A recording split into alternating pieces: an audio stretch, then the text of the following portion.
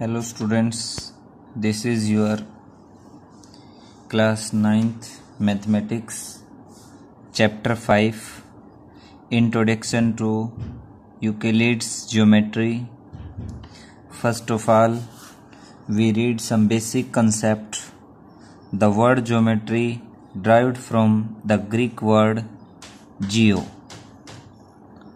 Geo means earth and metri means measure. Metrian means measure.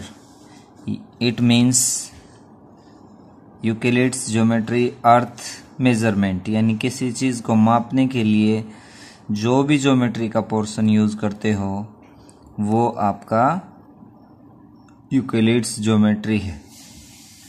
अब इसमें 3 term है बेटा, एक्सॉइम, थ्योरम्स एंड कोरोलरीज। सबसे पहले एक्सॉइम है the basic fact which are taken for the guaranteed without proof.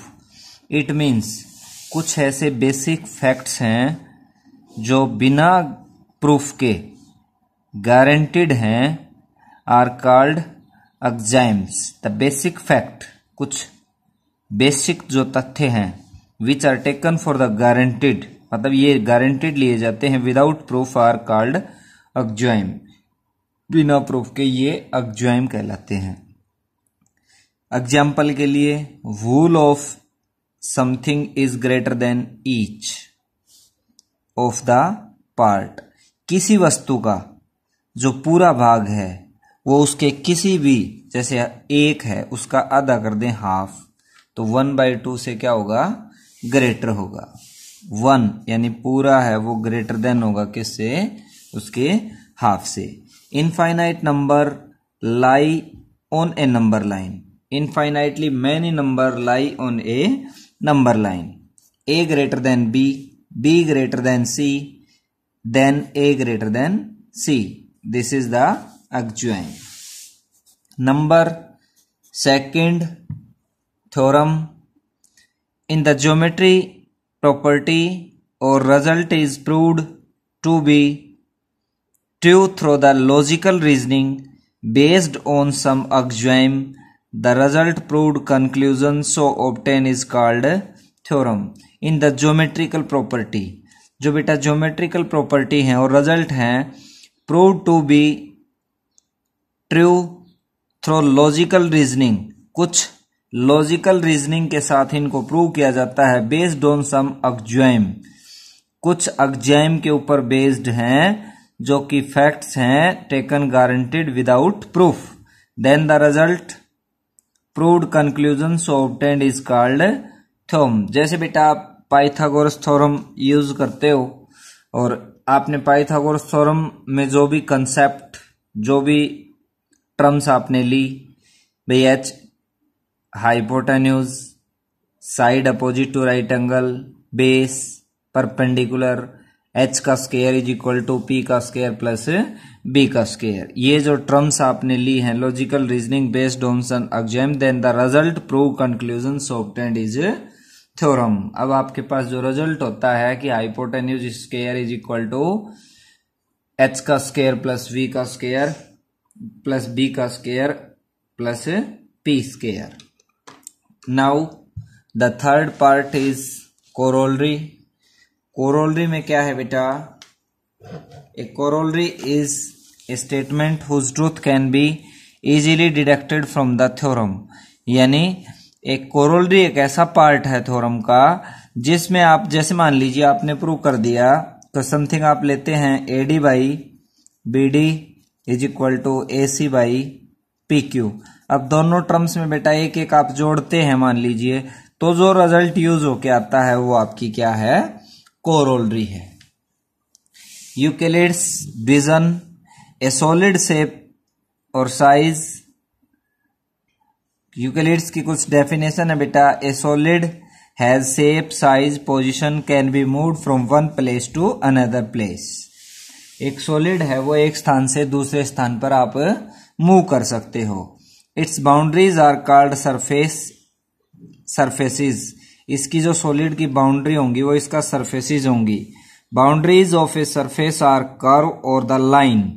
Boundaries है किसी सरफेस की, वो कर्व और उसकी क्या होंगी, लाइन होंगी। This line end in points, ये लाइन किसी जाके किसी पॉइंट पर एंड्स हो जाएंगी।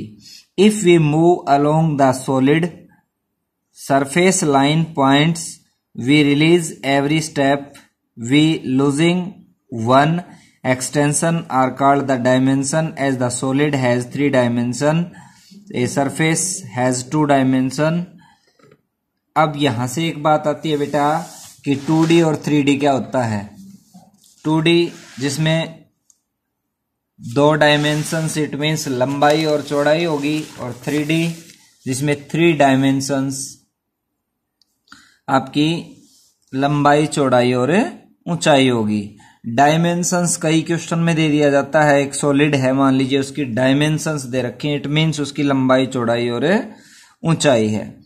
ए पॉइंट हैज नो डायमेंशन, एक कोई पॉइंट ले लिया, जैसे मैंने बेटा ये कोई पॉइंट है, इसकी कोई डायमेंशन नहीं है, just it is a tick.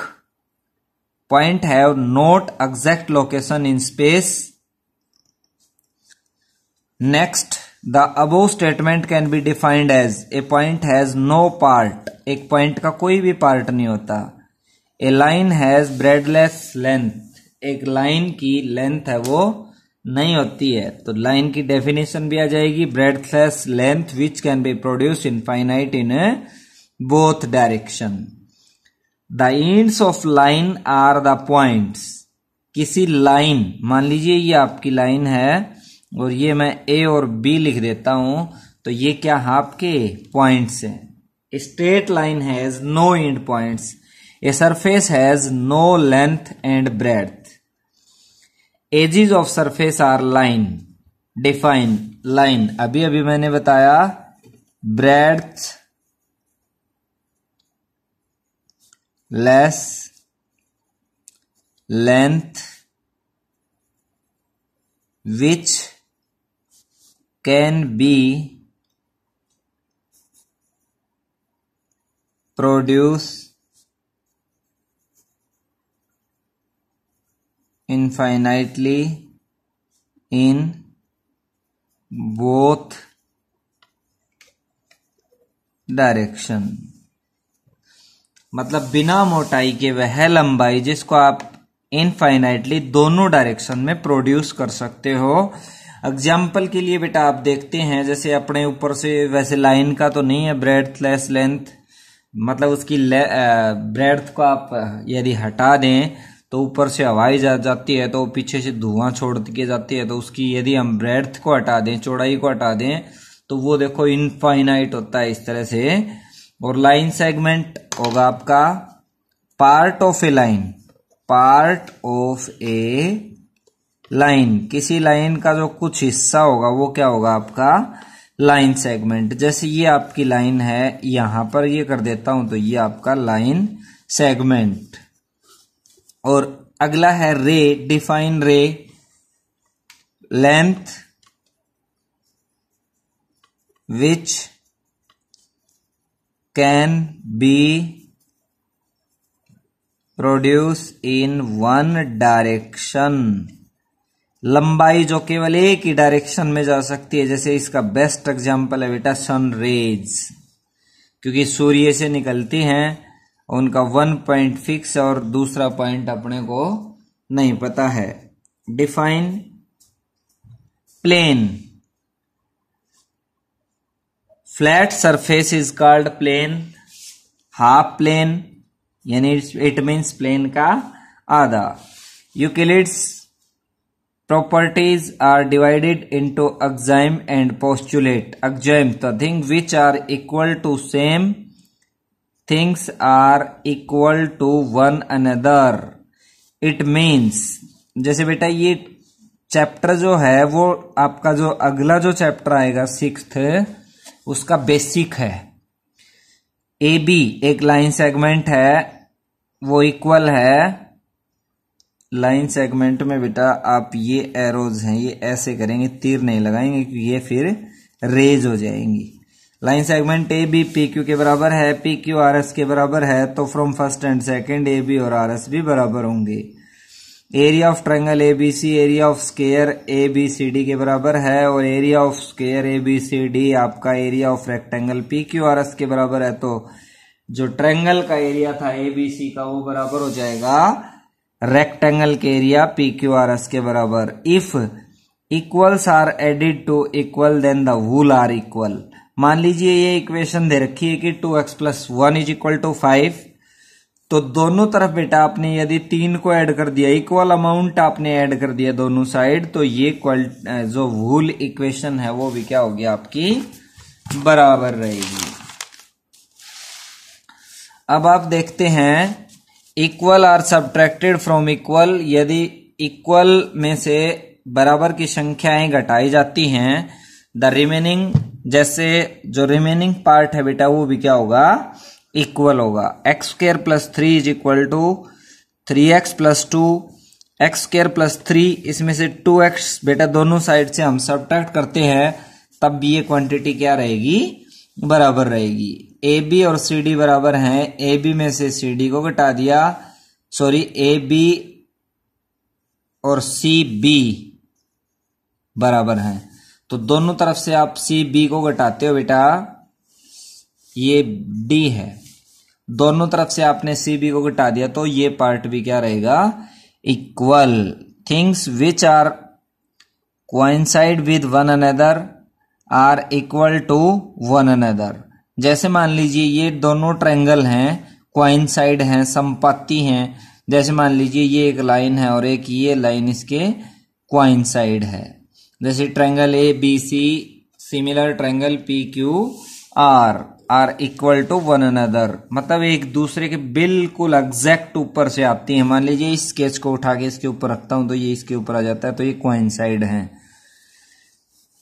Wool of anything is greater than the part. किसी वस्तु का जो पूरा संपूर्ण भाग है वो क्या होगा बड़ा होगा, ग्रेटर देन इट्स पार्ट। जैसे A B + B C, A C greater than its part A B और A C greater than its second part B C. Things which are double the same thing are equal to one another. A = 2m, b = 2m, then a = b। Things which are double the same thing, जैसे a है वो भी 2m के बराबर है, b वो भी 2m के बराबर है, then the things are equal to one another. Things which are half of the same things are equal to one another. मतलब जैसे पी क्यू और एस आर बेटा बराबर हैं, तो दोनों का जो हाफ करते हो वो भी क्या आएगा इक्वल आएगा। Of the two quantities of same kind the first is greater than equal to less than the second. Euclid's postulate are used for the postulate for assumption. Postulate first क्या है बेटा, ए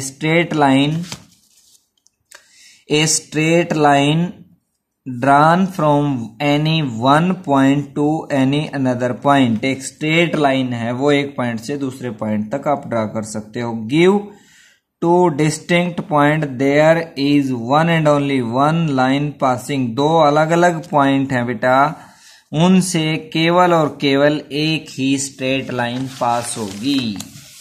पोस्टुलेट 2 क्या कहती है, a terminated line can be produced infinitely. एक line है infinitely both direction में produce करेगी। So easy.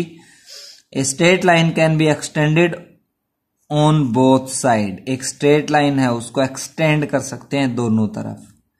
Postulate 3, a circle can be drawn any centre and any radius. एक सर्कल कुछ भी उसकी रेडियस ले ले और ड्रा कर सकते हैं। जैसे रेडियस वेरी करती रहेगी, यहां रेडियस अलग है, यहां अलग है। मान लीजिए रेडियस लार्जर लेते हैं तो उसकी जो शेप है वो डिफरेंट हो जाएगी। All right angle are equal to one another. आप राइट एंगल जितने भी बनाएंगे बेटा, प्रिपेयर करेंगे, वो सारे क्या होंगे equal. Postulate 5, you can write the above, you can write from the book. और ये है क्या बेटा, वैसे आप देख भी लीजिए, इस तरह से a straight line is falling on two straight line, एक स्ट्रेट लाइन दो स्ट्रेट लाइन के ऊपर फॉल कर रही है, गिर रही है। Then the angle on same side is less than two right angle, यानी जिस साइड के एंगल है वो राइट एंगल से कम है, are produced meet on the less than right angle. ये कहता है कि जिस साइड जो एंगल 90 से कम थे वो दोनों लाइन ही आगे जाके जिस साइड 90 से कम एंगल थे उस साइड पर मिल जाएंगी। अब इसमें दो टर्म और है बेटा, define parallel line, lines in same plane, two lines in same plane keep same distance everywhere and do not intersect each other are called parallel line. Best example है बेटा इसका रेलवे ट्रैक। जैसे railway track आपने देखा होगा कभी भी overlap नहीं होता है इसमें, जैसे ये नहीं है।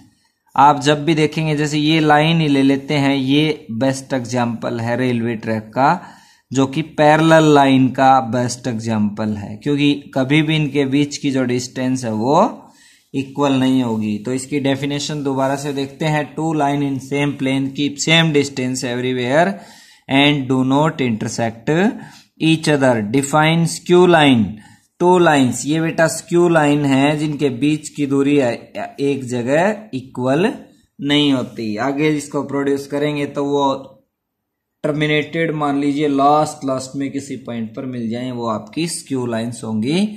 Thank you and have a nice day.